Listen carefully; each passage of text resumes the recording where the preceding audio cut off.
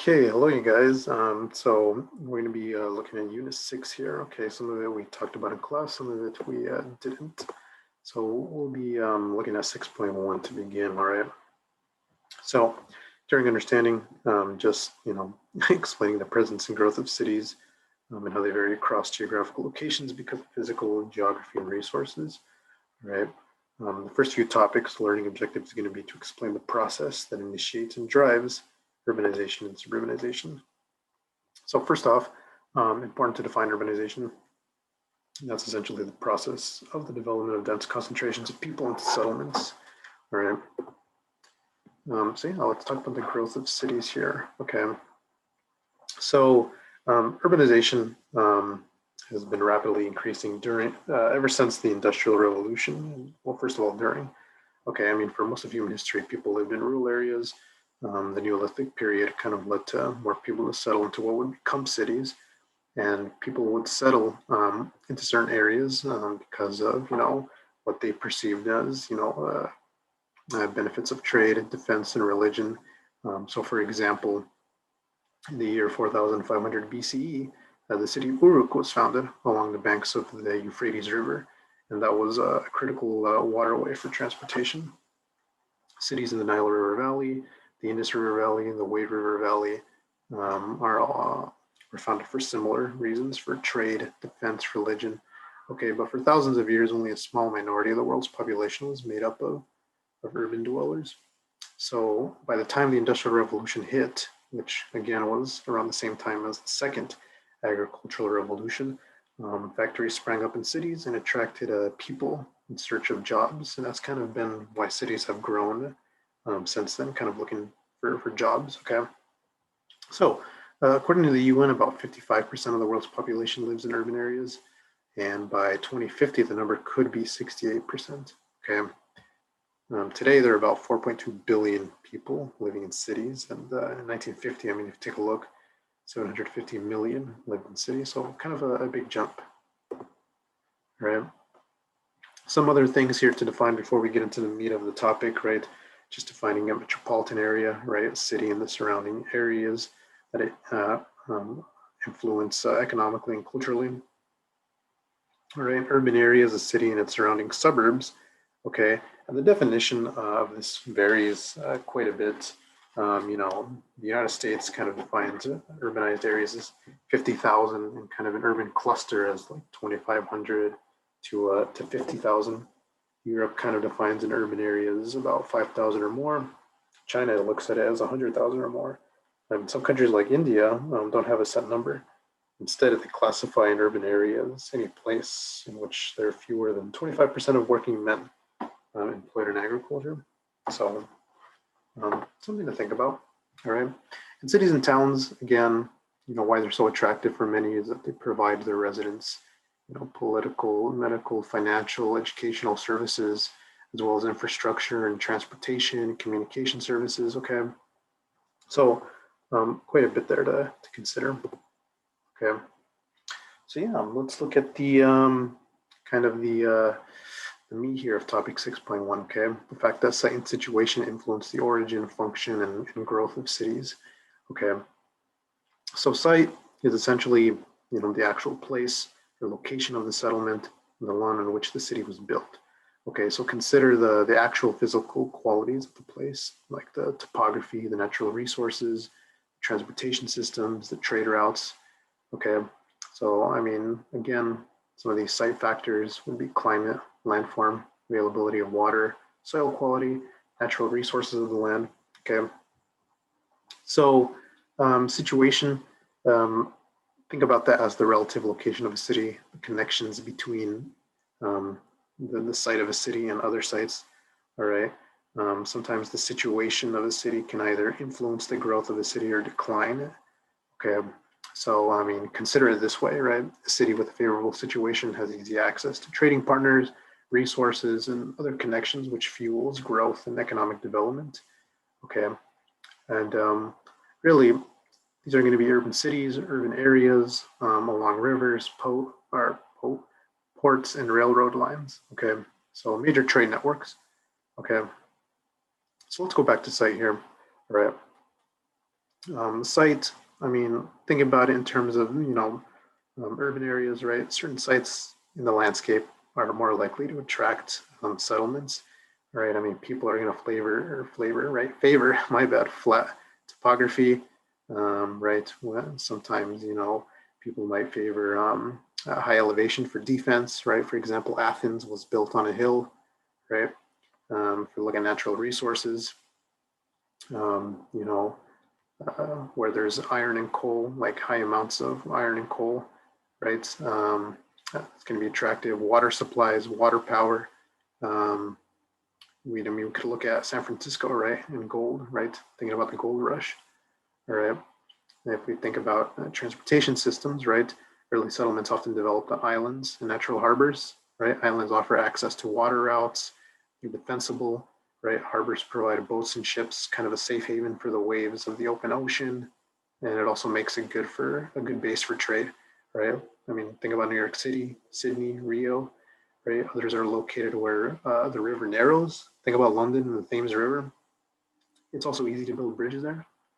If you think about trade routes, I mean, those play a significant role as well. I mean, rivers are historically important avenues for trade in cities, right? Cities often grew up where two or more rivers met, all right? Kind of a similar story with situation. It's not surprising to find urban areas along major trade networks. Think about the Erie Canal, right? It kind of led to the rise of New York City, right, in the 1820s and to today, right? And it kind of led to the decline of New Orleans, Philadelphia, Baltimore, right? I mean, a new technology like that, right, lessens the impact of old connections, right? So, I mean, the Erie Canal connected New York City to the Great Lakes, right? And it gave the city access to the Midwest. And I mean, that's kind of why New York City today is kind of like the commercial capital, right, of the country. Okay. So, yeah, again, thinking about site, just think about physical geography, right? Kind of, again, site factors, climate, landforms, water, soil quality, right? Trade routes. So the Nile River, you could look at it, right? And look at its site factors, right? Fresh water, fertile soil, climate is temperate, right? Sahara Desert kind of provides a good defense, right? Kind of looking back at the Erie Canal and kind of how it connects New York to, these other states here. All right. And thinking about situation, all right, think about Istanbul, right, formerly known as Constantinople. Okay, kind of a gateway between Europe and Asia, right, between the Mediterranean and Black Sea, right, and this kind of an important commercial center, right, kind of, like I said, there links Europe and Asia, and is kind of like one of the starting or stopping points, right, of the famous Silk Road, right. We could look at the port of New Jersey and New York, right, with its good infrastructure and proximity to railways and the Newark International Airport. So it kind of supports trade and that comes in. Cool. So in addition to 6.1 here, let's look at factors that influence urban growth, okay? There are a couple of factors that influence urban growth: changes in transportation and communication, population growth, migration, economic development, government policies.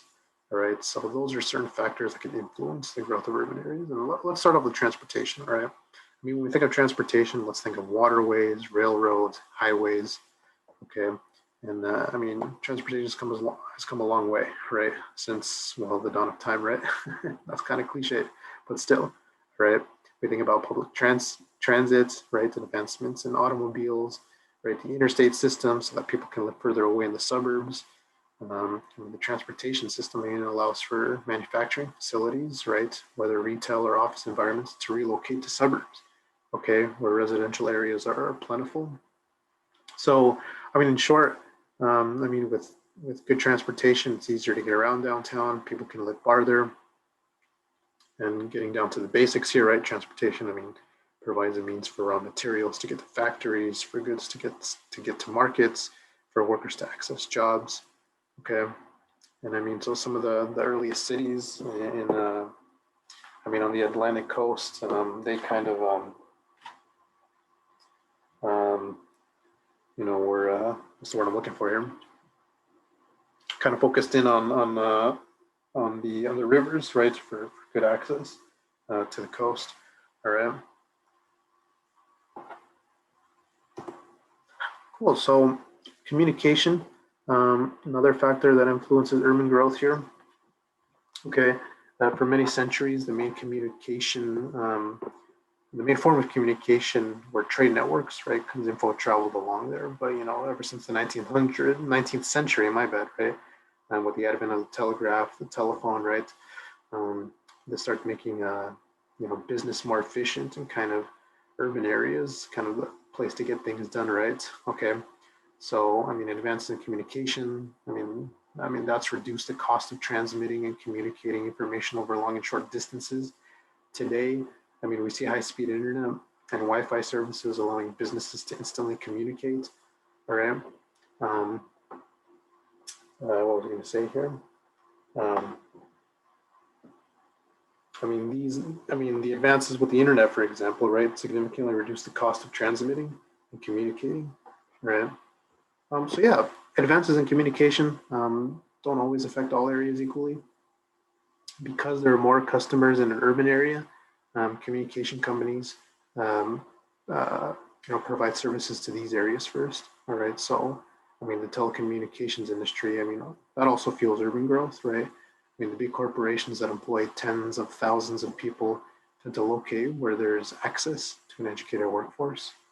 Okay, and that's why I kind of state there, right? How access to internet connection today is important to future growth. All right. So yeah, we could look back here at transportation and communication services, kind of the impact here, right? With streetcars, people lived by the city center, not exactly at the city center. Cars, people move to the suburbs. With highways, businesses can move, right? With landlines, there are more options. Business becomes more efficient. And like I said, with internet, um, business is more efficient, right? So yeah, you could kind of picture the city in this kind of sense, right? As you've got automobiles, airplanes, Wi-Fi, telecommunications here, public transit. All right. So another factor that influences urban growth, we've got population growth and migration. So the rural to urban migration is kind of the driver of urbanization, right? Think about push and pull factors. Why people would want to leave the rural areas and go to the urban areas, right? At least in peripheral and semi-peripheral countries. Okay, and I think first is, the fact that there are fewer opportunities in the rural areas, right, as they grow, right? If you think about environmental factors too, like droughts, that's also a factor, right? So for cities, newcomers kind of look at cities as kind of offering greater freedoms, safety, schools, healthcare, better work opportunities, okay? But of course, as cities grow, that leads to challenges. We could think of, the cost of living, the high population density, pollution. We think of housing shortages. Okay.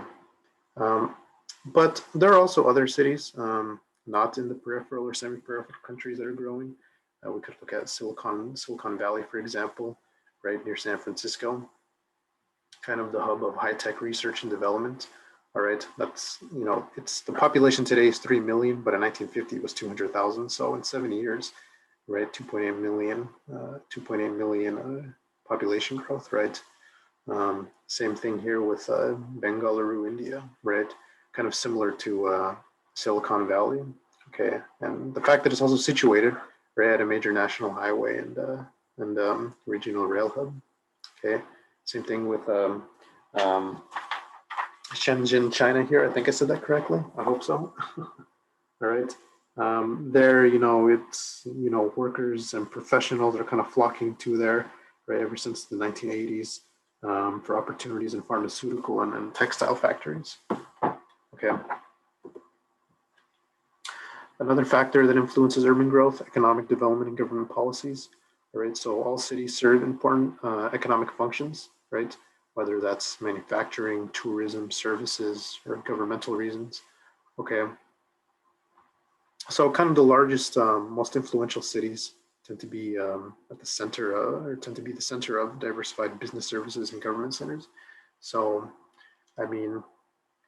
think about some cities, what they're known for, right? Whether it's, military centers, processing sites, manufacturing, right? Detroit, Michigan, for example, serves as the center of automobile manufacturing, even though that's kind of declined, right? Houston kind of functions at the center of oil and energy industry.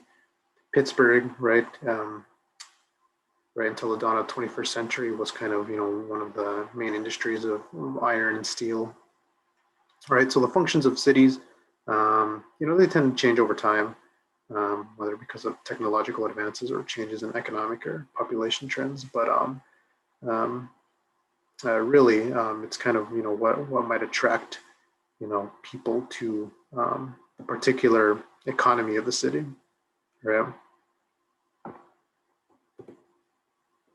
Awesome. So going here with government policies, governments at all levels, right? They seek to attract businesses and boost the economy, right? Whether that's through, tax incentives, rebates, which I spelled wrong there, right? Local governments may join together in regional alliances, right? That's another example to market a region's advantage for economic development, right? Cities will try to make sure they're attractive, right? Whether by offering good schools, for safety, right? Entertainment, accessible transportation. And some will also try to promote, adequate policing, public safety, judicial services. Okay. So in short, cities will do anything, to make sure that they're attractive, right? So they can continue to grow. Um, other policies we could think of here would be ones that encourage livability, right? Care for the environment, civic life, economic opportunities. All right. So that's kind of 6.1 there, you guys. Um, let me know what questions you have about that. But let's move on to 6.2 here, okay? So 6.2, cities across the world is more, so this is kind of almost a continuation of 6.1, we could say, all right? But anyway, 6.2, we're just gonna kind of look and explain, urbanization, megacities, metacities, all that stuff. Okay, but anyways, more people today are leaving rural areas than ever before and moving to urban areas. Well, really, since the last 15 years, right, urban areas have kind of exploded. All right, the UN projects that by 2050, 70% of the world is gonna be living in urban areas. Okay, and why are they moving? Right, I mean, just think about pull factors, right? Work opportunities, better healthcare, all right, greater freedoms. Okay, and some changes, right, and some changes in migration patterns have kind of led to the growth of megacities and metacities. Okay, so megacities here, they're defined as having 10 million people or more living within the boundaries, and metacities as kind of 20 million people or more within the boundaries. Okay, and for much of history, there weren't really any megacities. In 1950, there were only two, New York and Tokyo. Today there are 33, all right, worldwide, all right, and by 2030 it could be 43. And that said, there aren't many metacities in the world today. There are about 9. Okay, Tokyo, Mumbai, Shanghai, Jakarta, Beijing, Karachi, Sao Paulo, Mexico City, and Lagos. Okay, and if you look at maps from the past, you'll notice, such as this one, right? You'll notice that most megacities were kind of located in kind of the more developed countries, kind of in the northern hemisphere. All right, almost like this one here today. But if you look at maps, kind of looking at cities with populations of 1 to 5 million, we'll see that a good chunk of them are going to be located in less developed countries, kind of the semi-peripheral, right, like China, India, right, some in South America, and the peripheral countries, right, some in Southeast Asia and in Africa, sub-Saharan Africa. Okay, so megacities appearing in these lower developed countries, can happen for various reasons. I mean, one of the driving forces behind this massive urban growth in the periphery is population growth. I mean, think about the high birth rates in some of these countries. Think about Unit 2, right? Go back to population pyramids and the stage 2 and 3 of the demographic transition model, right? Birth rates are high, there's a young population, right? They're going to have kids in the future, right? That's going to lead to population growth. But another contributor is the fact that people are moving from the rural areas to urban areas for economic and social opportunities. Okay, whether it's because of lack of employment opportunities in rural areas, because they can't make a living as a farmer. I mean, some farmers have had to sell their farms because they're not making a profit, right? Poverty in urban areas. Well, poverty in urban areas is kind of seen as better than poverty in rural areas because of droughts or because you won't have enough to eat, at least in the cities, right? I mean, you can find plenty of food. All right. But with all that being said, um, many cities in these peripheral countries are kind of struggling to keep up with the rapid growth as resources are mainly located in the downtown centers of many of these cities. Okay, and so some questions that arise are, are there enough roads? Will governments need to buy more roads, right? What does congestion look like? I mean, what's housing like? I mean, will governments be able to keep up with the demand? Will it be affordable? Where are the homes being built? Are they being built within cities, outside? What materials are being used? Okay. So Lagos, Nigeria here is a good example of one of those problems. I mean, you look at kind of your downtown here of the city, kind of in the outskirts of the central business district. That looks kind of normal, but the further you go away from the city, you'll see that the houses are kind of poorly constructed. You don't really see any roads. I mean, you see a water well, and then you start asking yourself, questions about sanitation, right? Questions of electricity. I mean, you see a pole here, but is there really quality, right? A quality resource, all right? And one could also argue that people here are kind of sharing the resources, right?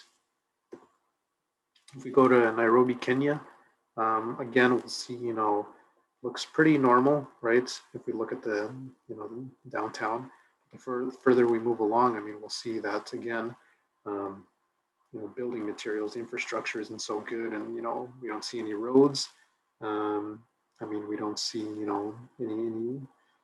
the sewage doesn't look particularly good here. Okay. I mean, if we look at Rio and we look at the favelas, I mean, people are building their homes on the sides of mountains, right? Considering the mountainous terrain of Rio. Okay, and so one has to ask themselves, how do these people work? How do they get the resources? Okay, Mumbai, India, with homes being built at rapid rates, with such high population, you know, and all this congestion. I mean, the movement of goods, right? We're going to find them on mopeds, on motorcycles, on bikes. Okay, it's not necessarily going to be the most conducive to having an organized way of the movement of goods. Okay, so I think a question to ponder here is just kind of, will these urban areas, as they transition into stage 3 and 4 of the demographic transition model, will these urban areas eventually slow growth and provide resources for all? I mean, when we looked at the demographic transition model, I mean, that should be the case, right? Birth rates will drop, and people will, not want to have as many kids, right? Or maybe no kids at all. So the future will give us the answer. We can only guess, right? Make an educated, right, hypothesis for now. Okay, and then I showed you guys kind of the hierarchy of settlements in class. Not something in the CED, but something to think about. All right. Anyways, moving on to kind of the peripheral countries, the core countries. You can see new settlement patterns, especially in the United States. Okay, so we're going to be looking at urbanization and specifically suburbanization. All right, so advancements in transportation has led cities to grow as people have moved outward to the suburbs. Okay, in the United States, changes in urban transportation. We could look at the development of the networks of trolleys or streetcars, right, in the beginning, right, in the late 1800s, the early 1900s, that kind of led workers to no longer live within walking distance of work, so they could live a little farther. We could look at commuter rail lines, right? That gave cities more access to surrounding areas. I mean, take a look at the, the max here, right? And the TriMet, okay? And, eventually we could look at, the development of the highway system, the interstate system, the freeways, okay? Connecting central cities with the suburbs, okay? I mean, in the United States in the 1950s, right, the Federal Highway Act kind of, laid the, the foundations for the interstate system today, and that kind of led to the growth of the suburbs, right? And we'll get into why people might want to move into the suburbs here. Okay. But as a result of these advancements in transportations, leading to cities to expand and, to grow, it's kind of led to what's known as the urban sprawl, right? Kind of unrestricted growth in urban areas of housing, commercial development, and roads over a large expanse of land. Okay. So with this, whoops, my bad. So with this housing and commercial industry have kind of replaced rural areas. And part of that has to do with, large areas outside of the city, right? They're kind of cheap, all right, because they're farther away from the city. And the development is kind of pretty good for low-cost housing, right? I mean, just think of the bid rent theory, right? The farther away you are from the city, right, the cheaper the land. Okay. And on that note, as a result of those two, right, we're kind of seeing suburbanization, right? The shifting of population away from the cities into the surrounding suburbs, right? Kind of a transformation of large areas of rural land to, well, what we think of as the suburbs, right? Kind of the stereotypical, right? Row of houses and, the white picket fence, okay? But, suburbanization has kind of caused the land area that a metropolitan area takes up to expand, but, the population of the central city doesn't necessarily grow, okay? So again, part of that is the fact that there's inexpensive land surrounding the cities. Developers build neighborhoods of, single family homes, right, where there's low crime, good schools, right? We're mainly seeing upper and middle class people moving into the suburbs here. Okay. But, ultimately, why the suburbs? It's allowing people to live far from the city, but to still access the city. Okay. So, they don't need to live in near downtown. I mean, look at Gresham, Troutdale, where most of us live. Okay. I mean, we can find the same resources as those in Portland. I mean, there are hospitals, there are restaurants, there are grocery stores, there's all kinds of things. Okay. Now we might get bored of it, but that's a different question. Okay.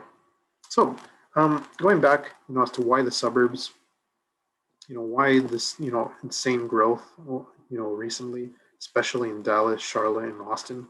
Well, first, it's the fact that freeways are making it easy to access the suburbs. Okay. I mean, all you need is a car and what, you're 20, 30 minutes away from downtown. I mean, sure, there's traffic, but I think that's something that people can live with, right? The fact that, house developers are, there's cheap land, right, to develop. If we're thinking about people in general, right, there's this growing desire to leave the city, right? Kind of the high density built environment, right, to get away from all of the negative effects of the city, right, like pollution, right? Or maybe there's a desire for a large home, right, to provide housing for a nuclear family. And when I say nuclear family, I kind of mean like the quote unquote normal family, right? It's kind of the, the typical, husband and wife, and then, maybe a kid or two, okay, and a dog. Why not? Okay. Also, white flight, kind of, the need to kind of, make a community, one race. I mean, we'll touch on this later on in the unit, but you could look up white flight there. Okay. Another reason could be, families on the importance of education, right? Sometimes, city life isn't conducive to good education, and moving out to the suburbs is a little bit more peaceful. Okay. But yeah, like I'm saying, in the United States, rapid growth and suburbanization kind of happened post World War II. With the greater availability of automobiles and cheap fuel, money for new housing, right? This all kind of, pushed you know, people to want bigger houses for bigger families. Okay.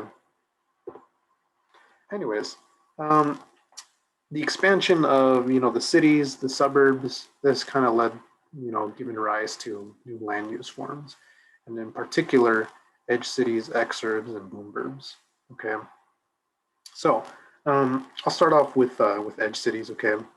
So edge cities, you know, they're a type of community located on the outskirts of a larger city. You know, typically edge cities are commercial centers with office space or retail complexes or other amenities. All right. Think of business, shopping centers, and entertainment centers. Okay. So with edge cities, they're kind of developing their own distinct economic district. Okay. And usually they're going to be connected by a major roadway to the central business district. All right. There's going to be lower population density. People are going to be more spread out, right? They're going to have their own goods and services and businesses. There's going to be more specialization. Okay. So let me kind of show you what that looks like. Okay. We could kind of look at downtown here. We could kind of look at, you know, the neighborhoods, kind of, you know, whatever's nearby. And then, you know, the outskirts of the city, the edge cities would kind of be, you know, these cities here that either have, you know, a new town center, a medical center, a high tech center, an older, you know, retail center, right? Or it's going to be maybe an airport city. Okay. I mean, Tyson Corner in Virginia is a perfect example of an edge city. Okay. In Atlanta, right? We can kind of see a bunch of, you know, edge cities, right? And given the name, right, on the edge of Atlanta, right? I mean, we could look at, you know, okay, well, the font is pretty small, okay? But we can see that, you know, some provide, you know, services, right? I mean, one has an international airport, the other is kind of like a sports town, the other is kind of a shopping entertainment center, okay? So those are kind of edge cities, all right? We don't really have any in Portland, at least not any I can think of off the top of my head, okay? Anyways, boomburbs, you know, is, you know, another consequence here of you know, suburbanization. Boomburbs are rapidly growing suburban cities, right? 100,000 or more. The population of boomburbs often exceed that of nearby cities. I mean, this one's pretty easy to think about. I mean, Hillsboro, Oregon, Gresham, Oregon, perfect examples of boomburbs. Okay, kind of offering the same services as you know, the larger nearby cities. Okay. But of course, people are going to want to live in these, you know, boomburbs, right? Because, you know, cheaper homes, right? Businesses, they're going to want to, you know, move to these boomburbs because they can reduce costs, right? So yeah. And then lastly, exurb, right? Prosperous residential district beyond the suburbs, where the residents and communities are so closely connected to the central city and suburbs, right? They're often going to include wealthy estates. Okay. And Yamhill County, like I said, is an example of an exurb. Okay. I mean, you'll find a lot of country clubs here, golf courses, right? Some pretty high-end homes. Okay. And of course, you'll find small towns like Newburgh. But with exurbs, people here are often going to want to work from home, right? There's not really a need to go to the city, right? Because they have boomburbs nearby, all right, or suburbs. So, I mean, if you think of Yamhill County, right, what's the closest suburb, right? It's going to be Sherwood, okay, Tualatin, Tigard, right? So there isn't really a need for people in exurbs to kind of go to, you know, downtown, all right? I mean, and part of the reason why boomburbs exist is the fact that exurbs exist, okay?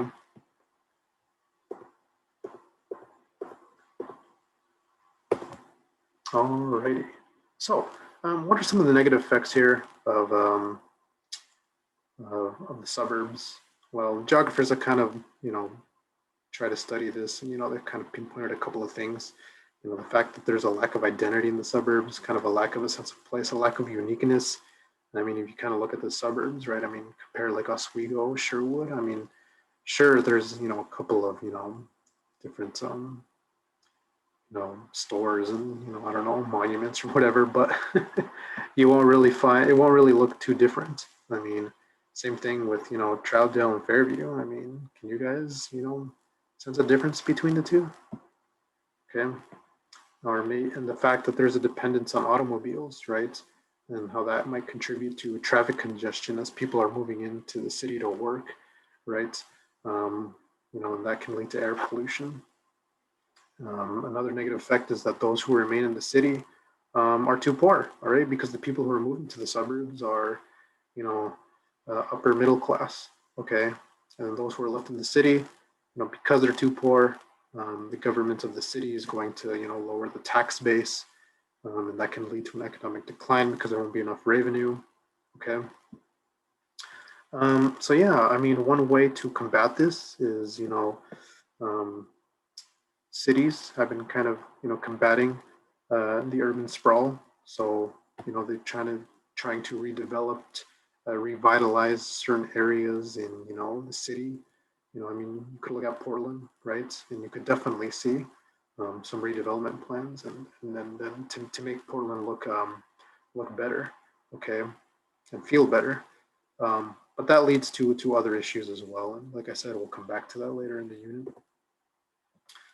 Last topic, all right, pretty short. So 6.3, cities and globalization. Obviously, as we've learned, because of distance decay, the world is more connected than ever before. With all of these advances in technology, we can see how countries impact each other, and one way we can do that is by looking at world cities. Okay, world cities. So learning objective here is to just kind of explain how cities embody the process of globalization. All right, so world cities, they function at the top of the world's urban hierarchy and drive globalization. These global cities, right, like New York, London, Paris, Tokyo, kind of the big four, are kind of the centers of the financial world, right? They have stock exchanges as well as banking industries, centers of multinational companies, misspelled, right? Corporate headquarters, international organizations. I mean, so for example, New York City is home to the New York Stock Exchange. It's the headquarters of the United Nations, all right? And all of these cities kind of have influence across the globe. And, they're all interconnected, right? Not only to themselves, but to cities nearby and, by and large, the countries that they're in, okay? These world cities kind of act as nodes or focal points for much of the world in terms of, the economic, social, and information flow. So they're often cultural meccas, all right, like I said, and linked by communication, transportation, banking, trade, all right, and this is how much of the world kind of gets its trends in food and culture, right?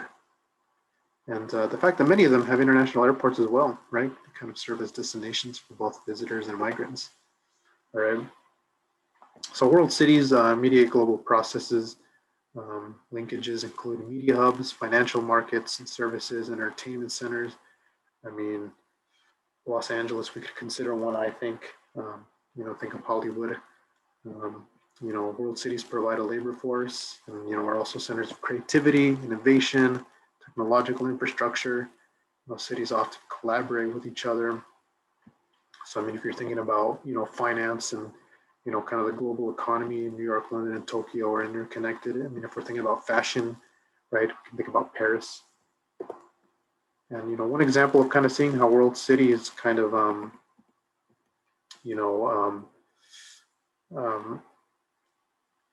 are desired, right, by multinational companies and headquarters and banking industries is just by kind of looking at kind of the, what's, what am I looking for here?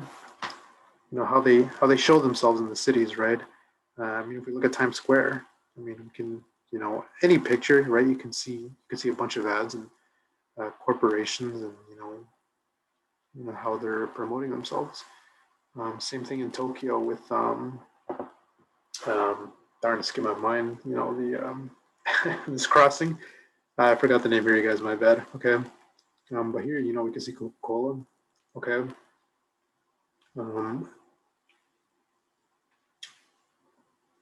It's all in different languages, so I can't tell. All right, but you get the idea. Multinational corporations here, financial institutions, other companies, governments are going to want to kind of, uh, you know, locate themselves, right, in these major cities. Okay, we can skip that. Okay, but anyways, kind of a lot here to take in, you guys. So let me know what questions you have, and I'll be happy to answer them. All right, so yeah. All right, till next time.